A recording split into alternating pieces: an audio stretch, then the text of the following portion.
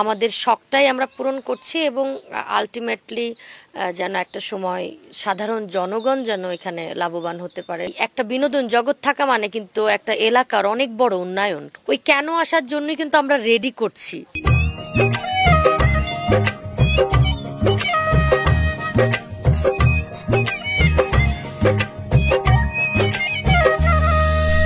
বিনোদন প্রেমীদের হৃদয়ে স্থান করে নিচ্ছে হালুয়াঘাটের ইউরোপিয়ান পার্ক নামে বিনোদন কেন্দ্রটি।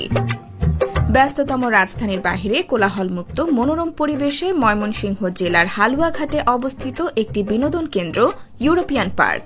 মাত্র বছর দুয়েক আগে নির্মিত পার্কটি অল্প সময়ের মধ্যে বিনোদন প্রেমীদের হৃদয়ে স্থান করে নিয়েছে। বিভিন্ন ছুটির দিন এবং বিশেষ করে ঈদকে ঘিরে বিনোদন প্রেমীদের উপস্থিতি থাকে লক্ষণীয়।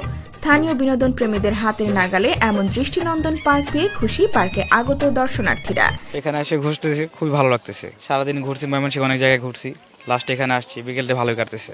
বাচ্চা কাচ্চারা নিয়ে তো কোনো জায়গায় যাইতে পারি না, শুনলাম যে জায়গায় একটা পার্ক হয়েছে সালমা পার্ক, হ্যাঁ জেনে আসলাম, মোটামুটি ভালোই লাগছে। আমরা কোকিলে পড়িল ডিং কাকের বাসা, কাকে পুষিল পাখি সুখের আশা। কোকিলে পড়িল ডিং কাকের বাসা, কাকে পুষিল পাখি সুখের আশা।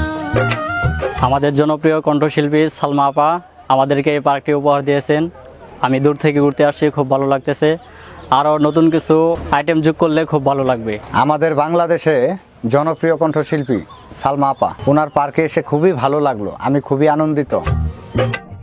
এদিকে দ্রুত গতিতে এগিয়ে চলছে পার্কটির আধুনিকায়নের কাজ। থাকবে নয়নাভিরাম ব্যতিক্রম কিছু দৃশ্যায়ন। কড়া নিরাপত্তা ও সিসি ক্যামেরা দ্বারা পর্যবেক্ষণের সুবিধা থাকায় পারিবারিক পার্ক হিসেবেও ইতিমধ্যে সাড়া জাগিয়েছে ইউরোপিয়ান পার্ক।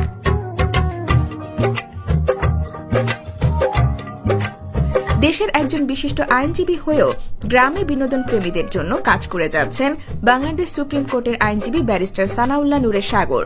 তার মতে বাংলার প্রতিটি গ্রাম হবে পার্কের মতো সাজানো গোছানো। তাই তিনি নিজ এলাকাকে মাদকমুক্ত করার লক্ষ্যে এবং মাদক থেকে যুব সমাজকে দূরে সরিয়ে নিয়ে আসতে নিজ এলাকায় গড়ে তোলেন ইউরোপিয়ান পার্ক নামে বিনোদন কেন্দ্রটি। যেহেতু সারা বাংলাদেশে বিভিন্ন অঞ্চলে পার্ক আছে, আমাদের অঞ্চলে পার্ক একদম নাই। অর্থাৎ এটা আমি দায়িত্ব নিয়ে বলছি যে আমরা যখন ছোট ছিলাম আমাদের এই ডিস্ট্রিক্টে আমরা কোনো পার্ক পাইনি। তখন চিন্তা করলাম যে এই অঞ্চলের মানুষকে, যেহেতু আমাদের অঞ্চলটি অন্যান্য অঞ্চলের চেয়ে পিছিয়ে পড়া, আধুনিকতার ছোঁয়াটা বাংলাদেশের অন্যান্য অঞ্চল যতটা বেশি পেয়েছে আমাদের অঞ্চলটা কিছুটা কম। তো সেইখান থেকে চিন্তা করলাম যে সারা বাংলাদেশ থেকে যদি আমার এলাকায় মানুষ আসে, এলাকার মানুষের কর্মসংস্থান তৈরি হবে, এলাকার একটা নাম সুনাম বৃদ্ধি পাবে, এলাকা একটা পর্যটন এরিয়া হিসাবে ডেভেলপড হবে, মানুষজন আসবে আমার থানায়।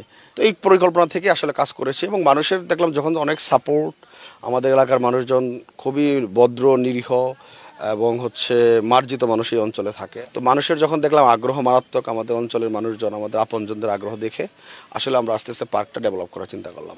এখন যেটা ভাবছি সেটা হচ্ছে যে মাননীয় প্রধানমন্ত্রী জননেত্রী শেখ হাসিনার একটা উদ্যোগ হচ্ছে যে সারা বাংলাদেশকে আসলে নগরায়ন করার চিন্তা, অর্থাৎ শহর কেন্দ্রিক উন্নয়নটাকে গ্রাম কেন্দ্রিক ছড়িয়ে দেওয়া, অর্থাৎ সারা বাংলাদেশকে ডেভেলপ করার একটা যে পরিকল্পনা, সেই পরিকল্পনার অংশ হিসেবে ওনার একটা প্ল্যান ছিল যে সারা বাংলাদেশের প্রত্যেকটা অঞ্চলেই পার্ক থাকবে, অ্যামিউজমেন্ট পার্ক, বিনোদন পার্ক থাকবে। শিশুরা যেন এটার মাধ্যমে আনন্দিত হয়, বিনোদিত হয়।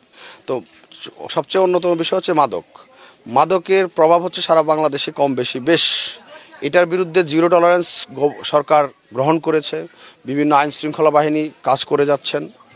আমরাও বিনোদন পার্ক করার মাধ্যমে, মানুষকে বিনোদিত করার মাধ্যমে, মানুষের যেন লেজার টাইমটা, অবসর সময়টা যেন বাজে কাজে নষ্ট না হয়, সেই জন্য একটা বিনোদন পার্ক করেছি। তো বিনোদন পার্ক থাকলে হয়তো মানুষ বিনোদিত হবে, আনন্দিত হবে, প্লাস আমার এলাকা ডেভেলপড হবে, আমার এলাকায় মানুষজন আসবে, সারা বাংলাদেশ থেকে গাড়ি আসবে, পর্যটন এরিয়া হিসাবে, আবার একটা সময় যদি এটা নগরায়ন আরও বৃদ্ধি পায়, পর্যটন নগরী হিসেবে আমরা হয়তোবা এই গ্রামাঞ্চলটা একসময় নগরায়নে রূপান্তরিত হতে পারে।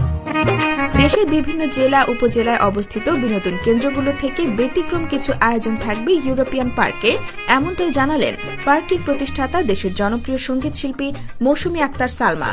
প্রথম থেকে আমাদের পার্ক নিয়ে কোনো প্ল্যানিং ছিল না। আমরা আসলে কেউই জানতাম না যে বাংলাদেশে করোনা আসবে, মানে সারা পৃথিবী এরকম থমকে যাবে।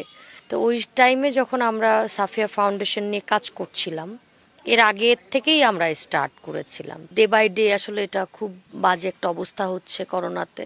তখন বললাম যে তাহলে চলো, সবাই যেহেতু এলাকার দিকে যাচ্ছে, মনে করছে যে এলাকাতে বাড়িতে থাকাটা একটু সেফ বোধ করছে, তাহলে আমরাও চলো আমাদের বাসায় যাই। তো আমি চলে আসলাম শ্বশুর বাড়ি। তো আসার পরে আসলে কিছুদিন মানে 1 মাস অবধি থাকার পরে তারপরে বোরিং লাগা শুরু হলো, যে একটু কোথাও যদি বেড়াতে যেতে পারতাম, বাচ্চা নিয়ে কোথাও যেতে পারতাম। তো আশেপাশে তো আমাদের কোনো পার্ক ছিল না। এই এলাকাতে যেহেতু একটাও পার্ক নেই, তাহলে আমরা একটা ছোট্ট একটা যদি বাচ্চাদের জন্য একটা বিনোদন জগৎ করতে পারি, যে যেখানে একটু মানুষ একটু পরিবারকে নিয়ে বাচ্চা নিয়ে এসে দুদণ্ড বসতে পারবে, গল্প করতে পারবে। কারণ মানুষের কাছে আসলে মানুষ সবসময় ব্যস্ত, কিন্তু সপ্তাহে একটা দিন নিজের জন্য না হলেও কিন্তু বাচ্চাদের জন্য বা ফ্যামিলির জন্য শুক্রবার বা শনিবার একটা দিন কিন্তু মানুষ দেখে। আমরাও কিন্তু এটা করি। তো ওই প্ল্যানিংটাই আমি আপনাদের ভাইয়ের সাথে শেয়ার করি। তো ব্যারিস্টার সাহেব তো সারাদিন বই নিয়ে ব্যস্ত থাকে, এর মাঝে তার হঠাৎ মনে হলো হ্যাঁ করা যায়। তো ওকে কোর্ট বাদ দিয়ে আসলে এই দিকটাতে আমি ওকে বললাম যে না চলো, নিজের এলাকারই তো আসলে এই একটা বিনোদন জগৎ থাকা মানে কিন্তু একটা এলাকার অনেক বড় উন্নয়ন। কারণ মানুষ কাজের পরে বিনোদনটা কিন্তু মানুষের মন মানসিকতা ভালো করে, মানুষকে রিফ্রেশ করে। এবং আমরা এটা 3 একর দিয়ে স্টার্ট করেছিলাম, এখন অলমোস্ট আমাদের 10 একর জায়গা। এটা সামনে আরও বাড়তে থাকবে। কিন্তু আমাদের এটা হালুয়াঘাট টু নালিতাবাড়ির যে মেইন রোড, ওই রোড ধরেই একদম আমাদের এই পার্কটা। আমাদের শখটাই আমরা পূরণ করছি এবং আলটিমেটলি যেন একটা সময় সাধারণ জনগণ যেন এখানে লাভবান হতে পারে। যেমন আমাদের এই পার্কে এই এলাকার হালুয়াঘাট নালিতাবাড়ির অনেক লোকজন এখানে এসে কাজ করছে, তাদের একটা মানে কর্মসংস্থান হয়েছে এখানে। তো ডে বাই ডে এটা মানে চলছে আর কি।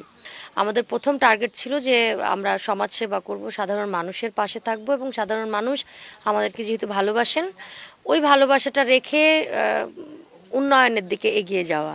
ওই কেন আসার জন্যই কিন্তু আমরা রেডি করছি, আমাদেরটা কিন্তু শেষ হয়নি। যেমন আপনারা দেখতে পাবেন যে আমাদের পার্কের নাম হচ্ছে ইউরোপিয়ান পার্ক। আমি এর আগেও বলেছি যে আমাদের একটা ইউরোপ জোন করার ইচ্ছা আছে, যে যেখানে আপনার ঢোকার পরে মনে হবে যে আপনি একটা ইউরোপ ওয়ার্ল্ডে আছেন। আর এখন মানুষজন এখানে ঘুরতে আসছে, যেমন ওই পাশে আমরা একটু পাহাড় করেছি, লেক আছে। আপনারা অন্যান্য পার্কে যান, কিন্তু আপনারা অন্যান্য পার্কে ঢুকেই কিন্তু এরকম ছোট ছোট মিনি মিনি দ্বীপ বা এরকম সব জায়গায় শুধু লেক পার্ক এরকম না, কিন্তু অন্যান্য জায়গায় দেখবেন অনেক জোন আছে, চিড়িয়াখানা, ফিশ ওয়ার্ল্ড, এগুলোও আমাদের হবে। কিন্তু আমাদের মেন টার্গেট আগে আমরা যেটার কারণে এই পার্কটা ওপেন করেছি সেই সেক্টরটা শেষ করে আমরা বাকি কাজগুলোতে যাব।